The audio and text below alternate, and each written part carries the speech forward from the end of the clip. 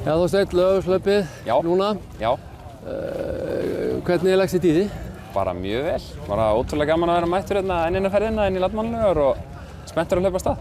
Já, ertu með einhver plön, einhver svona tíma, eitthvað sem þú stefnir að? Já, ég stefni bara á að reyna að bæta minn eigin tíma, sem er 4:05 og svo annað markmið að reyna að hlaupa emstru legginu og í mark. Setja svona personal record þar. Okay. Þannig að það eru mín markmið fyrir daginn í dag og svo bara reyna að fæna satt og ég get. Já, samkeppnin? Bara frábær sko. Steppi er hérna mjög öflugur og Andrew Douglas, Gretar í hörkuformi, Egill Örn, ég geti haldið áfram að telja rosalega marga aðra og svo náttúrulega Tófi kvennamegin sem verður örugglega mjög framalega líka. Fullt af fólki til að pressa. Já, og líka bara keppnin kvennamegin er rosalega spennandi. Þar eru hérna 6, 7, 8 stelpur sem eru að berjast pallinn sko. Já.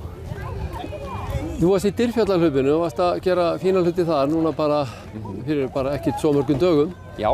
Siturðu eitthvað í þér? Bara svona eins og eðlilegt er sko. Þessi vika var náttúrulega mjög róleg eftir það. Ég var ekki alveg ákveðinn hvort ég ætlaði að fara fyrir viku í Laugarneshlaupið. En svo bara einhvern veginn togar þetta alltaf í mann og það er erfitt að sleppa honum.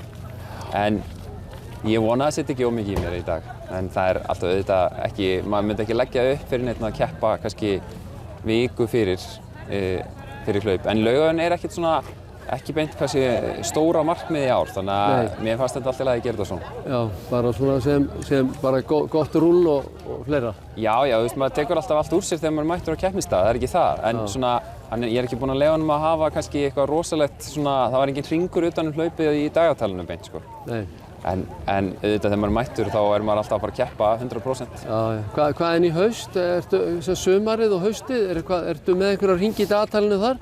Sko, ég er aðeins að reyna að finna rétta hringin eiginlega. Ég er bara á erfitt með að finna mér hlaup í haust sem ég er orðinn mjög spenntur fyrir, en það verður eitthvað. Hvort sem það verður á Íslandi eða í útlöndum, það verður eitthvað sem maður æfir fyrir inn í haustið og tekur svona góða æfingablokk. Heyrðu, frábært. Takk fyrir þetta og gangi þér bara vel. Takk hérlega.